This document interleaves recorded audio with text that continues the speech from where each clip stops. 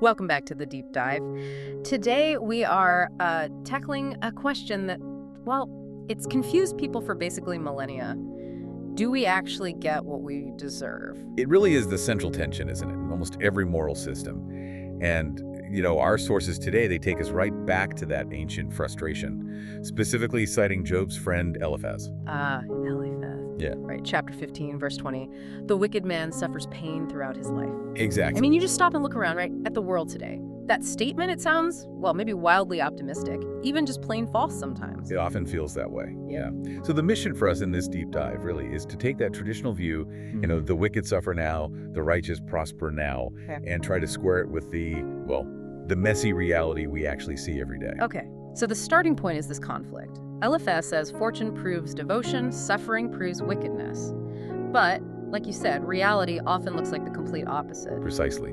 And that's where the deep confusion and, frankly, the frustration comes from.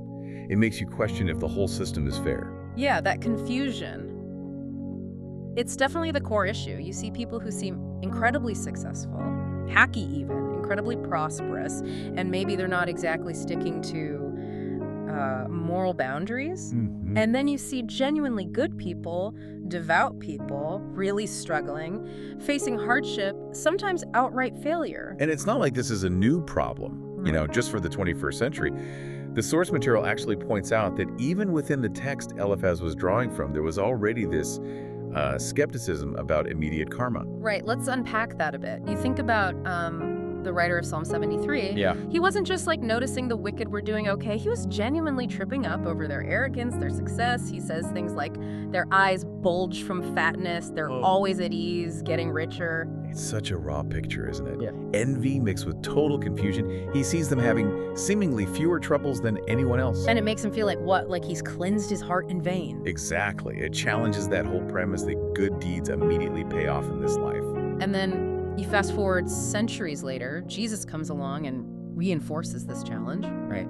In Matthew 5, he taught a very different view. A very different view, yeah. It's fascinating because it directly counters that idea of God running some kind of, daily rewards program based on behavior. Right. The teaching says God causes the sun to rise on the good and the bad, and rain to fall on the just and the unjust. Sun and rain for everyone. For everyone. Indiscriminately. It's not just nice poetry. It's saying that basic material blessings like good weather for crops or whatever, they're not tied directly to your moral scorecard day to day. Okay, so if the sun and rain fall equally, what does that mean for Job's friends, for Eliphaz and his certainty about immediate judgment? Well, the critique from our sources is pretty blunt. They confuse the whole situation. They basically narrowed their focus entirely onto the material, the present life. They assumed everything had to balance out before you die. Yeah. They assumed this ultimate justice system had to resolve itself, right here, right now. And that inevitably leads to this huge disconnect between their rigid ideas and what people could actually see happening around them. So they were trying to fit, an eternal truth into a very short human timeline. That's a great way to put it, exactly. And that short-term view, that's what causes the frustration. Yeah. Because justice, if it's an absolute thing, it just operates on a much, much longer time scale than our lifespan here. Okay, all right, so if the timeline isn't now, then we have to shift perspective. We need that eternal view. So from that angle, why is the wicked person allowed to succeed, even temporarily? Doesn't that success look like a massive cosmic failure? Well, not if you bring in this idea of divine patience. That's really central to resolving this. The sources give two big reasons for this apparent delay in judgment. Okay. First, like I said, patience. God endures, waits a long time, hoping to lead those same prospering wicked people towards repentance. Romans 2-point day is the key reference here. So it's not that God can't act or doesn't see it. It's a delay driven by hope, a chance for them to turn around. Precisely. Think about it. If judgment was instant, zap, lightning bolt, there'd be no room for free will, for genuine change or spiritual growth. Right. But that leads to this other point, which is, maybe a bit darker. The sources suggest that sometimes the greatest punishment given to the wicked in this life is simply being left alone. Left alone? How is that a punishment if they're living it up? Being left to their own ways. God allows them to fully pursue their chosen path without immediate divine intervention stopping them. Okay, I need to push back on that a little. Someone's flying private jets, making millions from dodgy deals. How can we frame that kind of success as a punishment? It sounds like a reward. That's where the perspective shift is absolutely critical. The source suggests, yes, they have received their reward, but we need to understand what reward means in this context. Okay. Not eternal joy, I'm guessing? Definitely not. The idea is that their only recognized heaven, the only reward they value, is the material enjoyment they get right here, right now, on Earth. Ah, okay. They prioritize the temporary, the physical satisfaction, the status, and God essentially says, okay, you want that, you can have it. They get the reward they sought, instant gratification, earthly luxury. But it's fleeting. Entirely fleeting, Yeah. limited completely to this life. So in a system where the soul is eternal, getting everything temporarily means ultimately losing everything permanently. That hits hard, especially thinking about modern consumer culture. You know, chasing happiness through the next purchase, the next upgrade. If that's your only goal. Then everything you achieve here is your final reward. Yeah. Wow. Okay. And that reframes the suffering of the devout person too, doesn't it? If the wicked are getting their temporary reward now. Then the hardship of the righteous must be something else entirely. It serves a totally different purpose. Reparation, maybe. Not punishment. Absolutely. That's exactly how the sources describe it. Their current hardship is seen as spiritual, temporary, and it's serving to prepare them for future eternal glory. Okay. The source mentions 1 Peter 1, verses 6 to 8. It talks about suffering as this refining fire, testing faith, building character. So temporary pain for a permanent gain.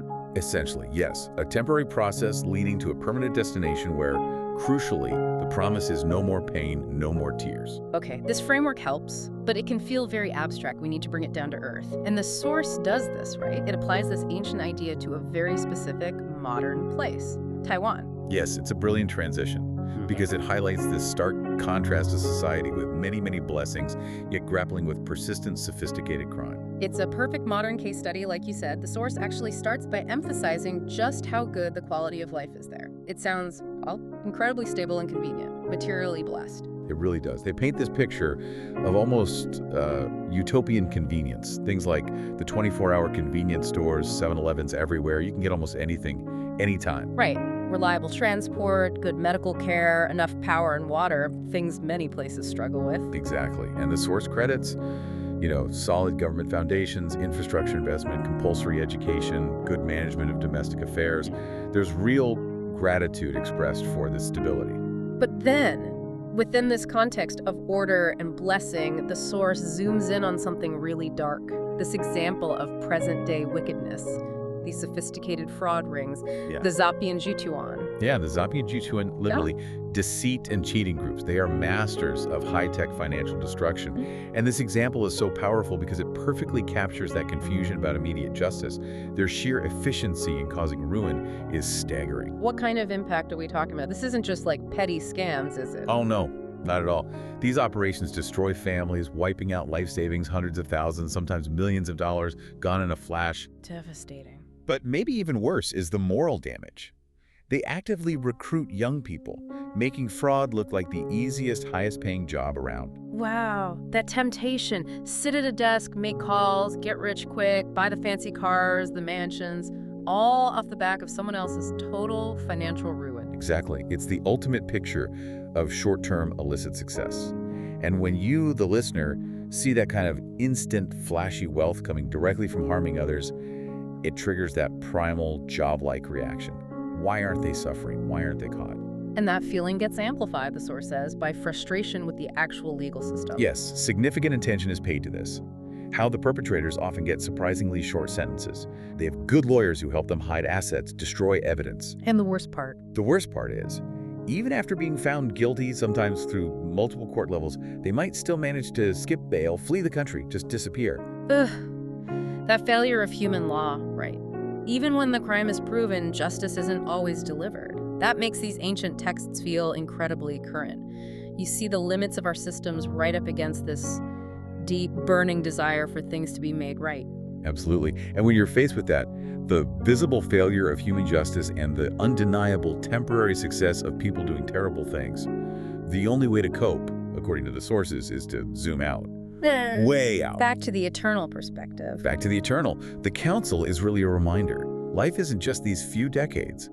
The real measure, the defining thing, is the life of the soul, its ultimate destiny. And the source brings up that classic parable to hammer this home, doesn't it? The rich man and Lazarus. The ultimate story for this flips the whole material obsession on its head. You have Lazarus, the beggar, zero earthly success, immense suffering, who finds comfort after death. And the rich man Lived in total luxury, purple robes, fine linen, the works, but faces agony after death.